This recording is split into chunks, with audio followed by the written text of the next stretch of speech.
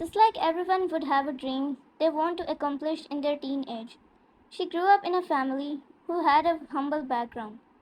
She had a dream to become a psychiatrist and help those in need, and especially she wanted to help herself and her family by working and studying as hard as she could.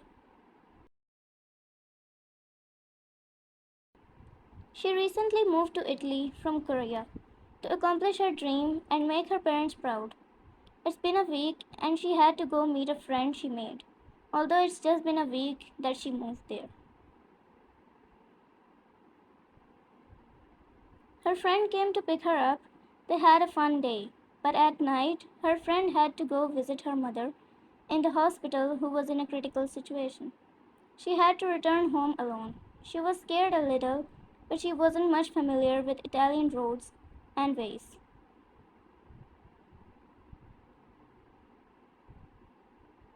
Walking down the streets alone, she wasn't scared to be alone because she's always been alone. But she was scared of getting lost. Although she could use Google Maps, but she never used it, so she didn't even have a thought that she could use that too.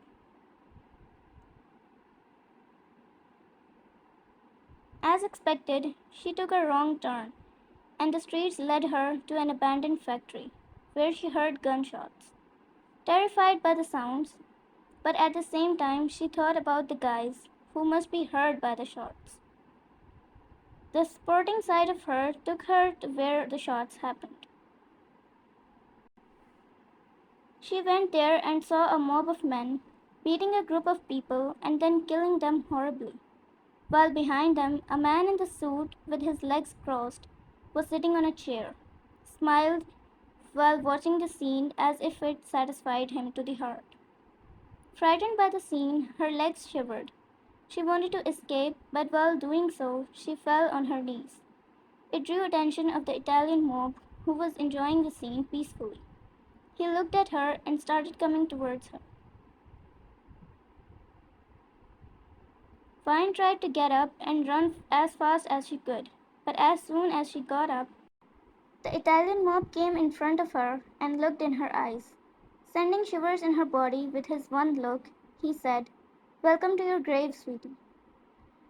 Vine was about to run, but he held her wrist before she could escape.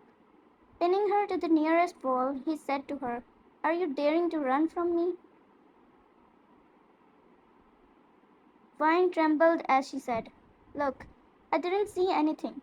I won't tell anyone anything. Just let me go." Jungkook, "Let me go. Let me go. Please, let me go. Why does everyone whom I meet say the exact words to me?" Jungkook, "But as a matter of fact, everyone died who said this to me. And I think you're next." He smirked as he said that while her body trembled in fear. Jungkook saw her trembling in fear. He said, "Don't worry, baby. You're my prettiest prey, so I won't kill you that easily." Vine didn't say anything, or you can say she didn't have anything left to say, because she realized that begging him won't change anything at all. Jungkook ordered his men to come back after they are done while he held the wrist of Vine and took her to his car. They both sat in the back while his driver drove the car. Vine cried as she thought about her dream because she won't be able to accomplish it anymore. Jungkook, "Don't cry with that pretty face. It doesn't look good anymore." Vine, "What are you going to do if not kill me?" Jungkook, "I will just play with you a few days, and when I'm tired, I'll get rid of you." Vine, instead of blaming her fate and crying, she laughed as she said, "What more could I expect from a monster like you? That's all you can do anyway." Jungkook, "Did you just laugh at me?"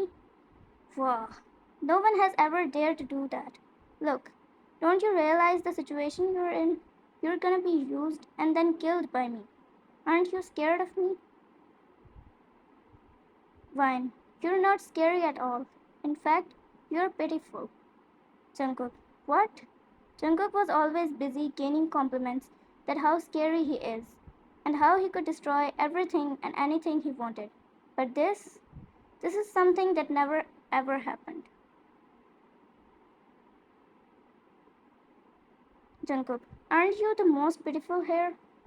Vine, no, not at all, because I'm not alone, but always loved by someone or other. But the way you said that you will use me and then throw me, you must be lonely to a point where no one trusts you at all. Vine, if someone trusted you, you would already have a wife, and a one whom you wouldn't betray at any cost. But you don't have that. Neither you will be able to, because no one trusts you, and that's why you're pitiful. How hard it must have been to live a life where no one could trust you.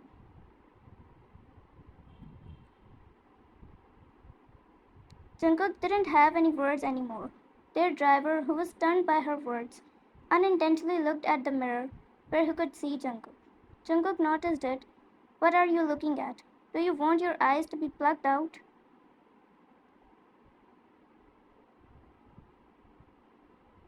The driver bowed as he said, "No, no, I'm sorry, sir." Jungkook, take me home in 5 minutes, or I will make you dig your own grave and then put you in there myself. Jungkook looked at Ryan, who was trembling in fear, but still trying not to show it. Jungkook asked the driver, "Hey, tell her what I did 2 weeks ago." Driver, 2 weeks ago, a man slapped our sir in anger. Sir tied him up and peeled off his whole skin, then poured chili powder and salt. He quieted for a second because of the brutalness, and then put him in a room full of hungry rats. On a side note, are you all scared for a second? Think of Vine, who was sitting right beside that monster, counting her time, because she said such horrible things to him. Jungkook smiled as if he was proud of what he did. He looked at Vine and asked her, "Don't you think I'm scary now?" Vine didn't have anything to say anymore, or in fact, she couldn't say anything because of the fear. Jungkook smiled, and soon they reached his home. Jungkook looked at Vine and said, "Just follow me inside, because it will be a headache to pick you up and take you. I don't like these cheesy things." Vine just quietly followed him because she knows that there is no way she could escape from him.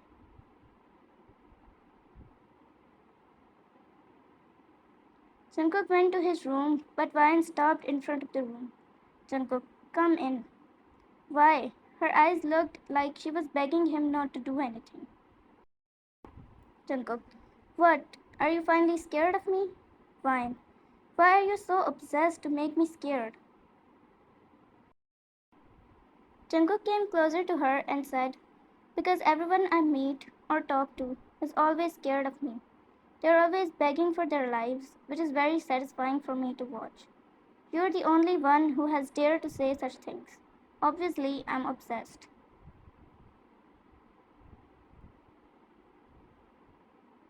Fine. It's satisfying for you? What kind of human are you? No, you're not even human. I don't know what happened to you or who made you like that, but there's always room for healing. You should go to a psychiatrist. Jungkook laughed at this as he said, "Now you think I'm crazy?" If he didn't feel such attraction towards Vine, he would already have slapped her, but he couldn't. He also doesn't know why, but he just couldn't. Jungkook, you've got some guts to say that to me.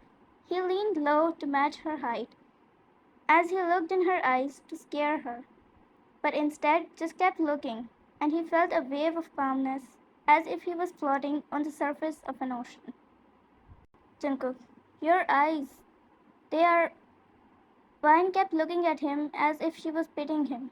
As someone who has a dream of becoming a psychiatrist, she knew at least this much, that he is at his worst right now, and his heart won't easily find peace.